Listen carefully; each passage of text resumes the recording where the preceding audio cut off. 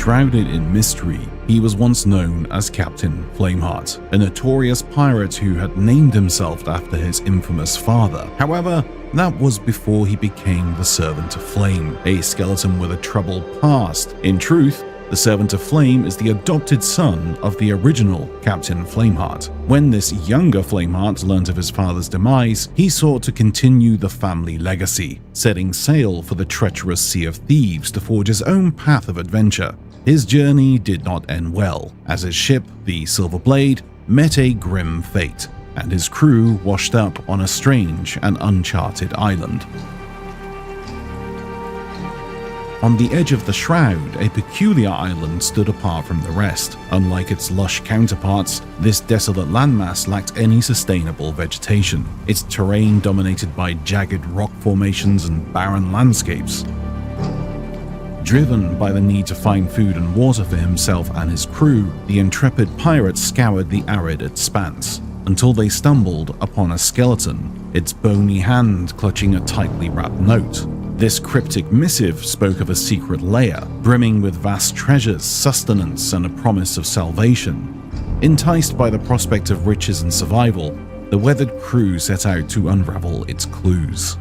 Guided by the trail, the crew ventured deep into a labyrinth of twisted caves. Within these dark passages, they stumbled upon a chamber concealing a carved-out water source, beside which sat an ornate goblet. Overcome by thirst, the group drank greedily from the mysterious vessel. However, the quenching of their thirst soon proved to be a double-edged sword. As they pressed onwards through the cavernous network, a strange disorientation set in. They found themselves utterly lost, unable to discern their location, and even more unsettling, the water that they had consumed seemed to have robbed them of the need to eat or drink, yet they felt invigorated, almost supernaturally so. The crew now found themselves trapped in a maze of their own making, their senses clouded by the very sustenance that should have sustained them. The true nature of this underground realm and the powers that dwelled within remained shrouded in mystery. The cursed goblet or the water itself had cast a skeletal spell upon the crew, driving them to madness until only a pile of bones remained. Yet Flameheart Jr.'s mind stayed intact. Though his body now bore the curse of the skeleton, his thoughts were crystal clear, even as he was transformed. It was then that Flameheart met a peculiar individual, another pirate cursed just like him, only known as the Captain. And this is where the story ends.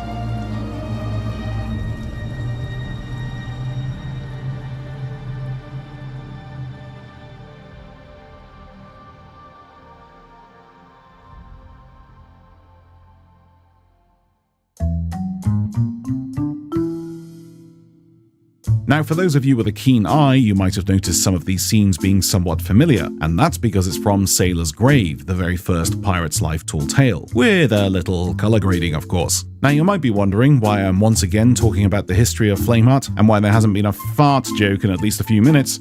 Well, you see, the Pirate's Life Tall Tales were never meant to be a Disney crossover. They were in production shortly after the release of the game. The developers have revealed that before they got their Disney deal, a majority of the assets, islands, and geometry used for these Tall Tales were actually in preparation for something else. It was decided, however, that these assets would be reimagined and reutilized for the Pirate's Life Tall Tales. Now, think about the timing for all of this. The Servant of Flame coming to the game in 2020 with no real backstory or a reason for his existence. He just appeared. We speculated it could be Flameheart's son, but it was never confirmed. Not until Duke confirmed it in the Cruise of Rage update in February 2020. And from 2019 until 2021, A Pirate's Life began production. So I believe the reason why the Servant of Flame, a very important lore character in the game, was put on a dusty shelf to make way for a massive Disney crossover, and the assets that were being used for his story were recycled for the Pirate's Life Tall Tales. This island, Sailor's Grave,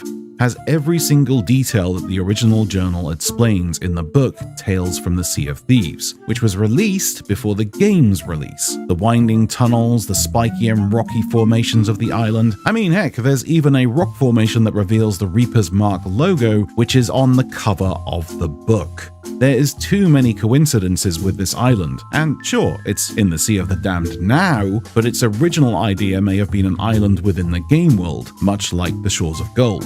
It's for this reason that when I first saw Sailor's Grave, I was filled with admiration, but also sadness, with the theory that this could have been the epic tale of Flameheart Jr.'s story, and how he came to the Sea of Thieves, also tying up those loose ends with the elusive Captain Villain. Oh, also I should note, the cursed captain in these Pirates Life Tall Tales is not the captain. This has been revealed by the developers. But it does make you wonder, was that the original vision for him, long before Disney took it all over? Flameheart Jr. is the Sea of Thieves version of Captain Jack Sparrow, but his story was never told, and halted before he even had a chance to say hello. So instead, we now have a guy wearing an Amazon fancy dress outfit who's got some serious daddy issues.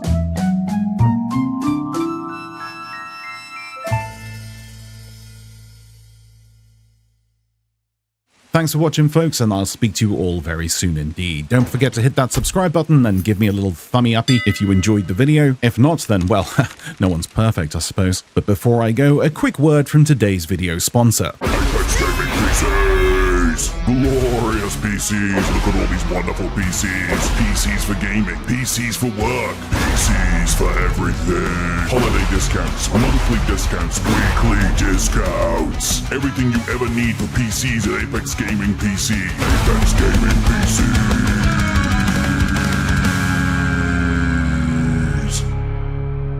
Press the subscribe button. If you don't, a busload of kittens will die. Subscribe!